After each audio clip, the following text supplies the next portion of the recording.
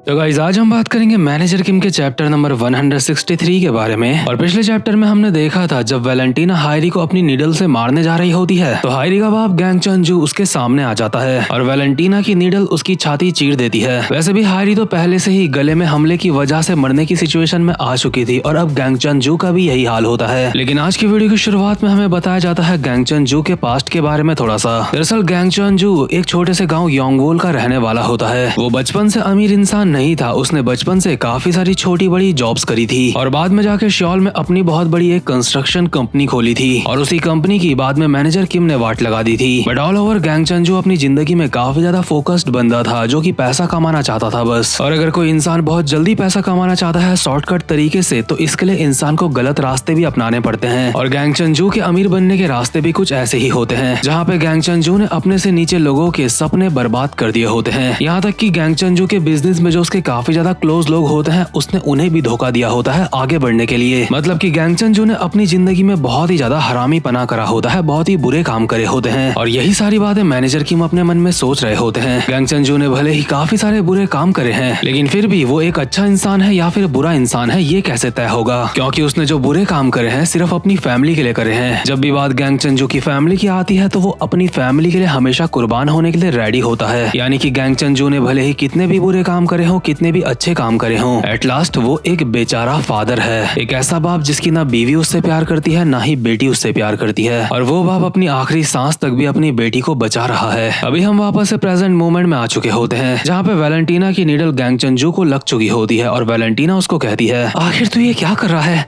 तेरी हिम्मत कैसे हुई मेरे सामने आने की। गैंग चंजू किसी भी कीमत में हायरी को बचाना चाहता है इसलिए वो वैलेंटीना के एक मुक्का मारने वाला होता है अपनी ऐसी ही हालत में। लेकिन वैलेंटीना अपनी नीडल से गैंग चंजू के ऊपर और अटैक कर देती है। पर इससे पहले कि गैंग चंजू को और ज्यादा डैमेज पहुंचता मैनेजर किम पीछे से वैलेंटीना की गुद्दी पकड़ लेते हैं और कहते हैं बस बहुत हुआ अब रुक जा। और गुद्दी पकड़ के ही मैनेजर किम ने वैलेंटीना को जमीन में पटक दिया होता है और कहते हैं एरिस के लोग यहाँ पे जल्दी ही आने वाले हैं, तब तक के लिए बिल्कुल शांत रहे। वैलेंटीना सब कुछ खत्म हो चुका है, तेरा खेल यहीं पे खत्म होता है। वैलेंटीना कहती है क्या सब कुछ खत्म हो चुका है?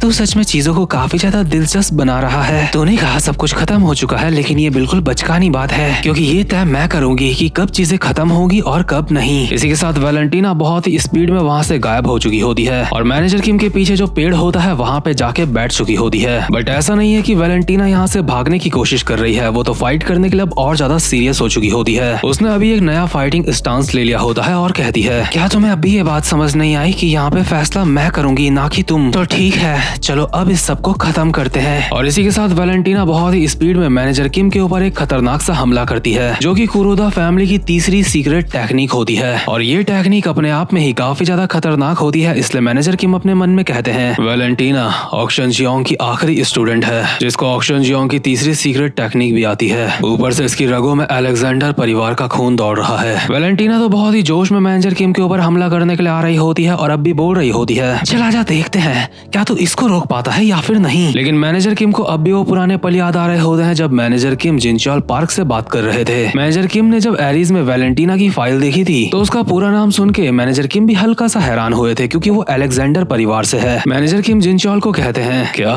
ये नई लड़की अलेक्जेंडर है? जिनचॉल कहता है सही कहा, वो लड़की सबसे ज्यादा ताकतवर ब्लड लाइन से बिलोंग करती है और पूरे अलेक्जेंडर परिवार में वैलेंटीना इस चीज के लिए काफी ज्यादा जानी जाती है कि वो हमेशा मुसीबत खड़ी करती है। पहले से ही वो बहुत बड़ी मुसीबत थी और अब उसने ऑक्शन जियोंग की काफी सारी टेक्निक्स भी सीख ली हैं। किम तुम्हें इस बात का मतलब समझ आ रहा है ना? हाँ ये सुनने में काफी ज्यादा खतरनाक लगता है। एग्जैक्टली मेरा मतलब यही है। कभी कभी वो लड़की अपने हदों को पार कर देती है। अगर कभी ऐसा मौका आया कि वो तुम्हारे सामने ज्यादा चौड़ी हो और तुम उसे शांत करना चाहते हो तो तुम्हें उसे सबक सिखाना बहुत ज्यादा जरूरी होगा। उसके ऊपर दया मत दिखाना ये समझ के कि वो एरिस की एक मेंबर है क्योंकि उसको शांत करने के लिए तुम्हें शक्ति बरतनी पड़ेगी। इसके बाद हम प्रेजेंट मूवमेंट में आते हैं जहाँ पे वैलेंटीना ने अपनी काफी सारी कॉपीज बना ली होती है और उन सारी कॉपीज के साथ मैनेजर किम के ऊपर हमला करने वाली होती है। लेकिन वैलेंटीना को पता भी नहीं चलता कि मैनेजर किम ने कब उसकी नाक में मुक्का मार के उसकी नाक पिचका दी है। जैसे ही वैलेंटीना के ये मुक्का पड़ता है हमें दोबारा से जिनचॉल और मैनेजर किम की पुरानी बातें सुनाई देती है जहाँ पे मैनेजर किम जिनचॉल को कहते हैं ठीक है मैं तुम्हारी बात समझ समझ चुका हूँ। कभी मेरा और वैलेंटीना का सामना होगा तो मुझे लगता है इसके अलावा और हम लोग कुछ कर भी नहीं सकते। भले ही उस पर सख्ताई दिखाने का मेरा कोई भी इरादा नहीं है, लेकिन उसके जैसे लोग जो काफी सारी टेक्निक सीखते हैं उन्हें अपनी टेक्निक्स के ऊपर काफी ज्यादा घमंड हो जाता है। और खासकर ऐसे लोगों को घमंड तब होता है जब उनका टीचर एक बहुत महान इंसान होता है। इसके बाद हम वापस से प्रेजेंट मोमेंट में आते हैं। वैलेंटीना के मुंह पे मुक्का पड़ने के बावजूद भी उसको होश नहीं आया होता और वो चिल्ला के कहती है, क्या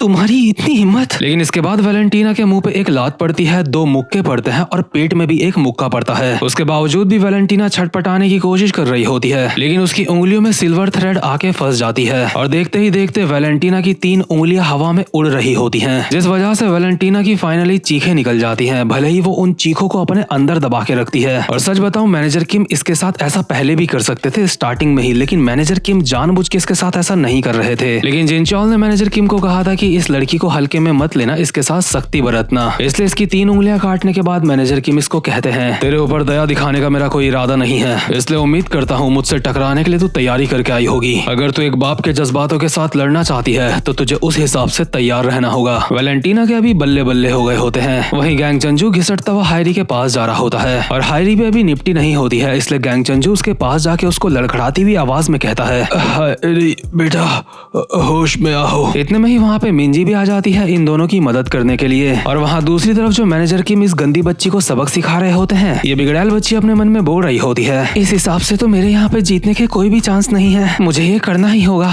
या फिर इसकी बेटी या फिर उसकी दोस्त किसी को मुझे मारना होगा, या फिर इनमें से मुझे किसी को बंदी बनाना होगा। इसलिए वैलेंटीना मैनेजर किम के बगल से छटपटाते हुए भाग जाती है और सीधा मिंजी के ऊपर हमला करने के लिए जा रही होती है। लेकिन इससे पहले कि वो मिंजी के पास पहुंचती, यहाँ पे एल्बर्ट और मैनेजर नैम पहुंच जाते हैं। एल्बर्ट का मुक्का पड़ता है वैलेंटीना के पेट में और मैनेजर नैम का मुक्का पड़ता है वैलेंटीना के मुंह पे। इसके बाद एल्बर्ट कहता है, तुमने दोबारा से परेशानी करना शुरू कर दिया। नैम कहता है, ये मेरी गलती है, मुझे इसके पैर पे एंकल ब्रेसलेट डालना चाहिए था। वैलेंटीना भी पूरी तरीके से किलस चुकी होती है और एल्बर्ट लोगों को कहती है, एल्बर्ट और तू अजीब सी आंखों वाले यहाँ से दफा क्यों नहीं हो जाते। जहाँ वैलेंटीना को इन दोनों ने रोक के रखा होता है, वहीं मिंजी हायरी के बाप को कहती है, अंकल अपनी आंखें बंद मत करना, होश में आओ। मैं ठीक हूँ, लेकिन हायरी के गले से खून निकल रहा है। नहीं अंकल, आपके शरीर से भी खून निकल रहा है। नहीं, मैं ठीक हूँ, हम दोनों यहाँ पे नहीं बच सकते, इसलिए कम से कम हायरी को बचा लो प्लीज। बेचारी मिंजी को समझ नहीं आ रहा होता है कि भला वो कैसे इनको बचाएगी। मिंजी फुल ऑन डरी हुई होती है और सोच रही होती है कि आखिर उसे क्या करना चाहिए। लेकिन मैनेजर किम जो भी वैलेंटीना का मैनेजमेंट कर रहे होते हैं, वो दूर से चिल्ला के मिंजी को कहते हैं, मिंजी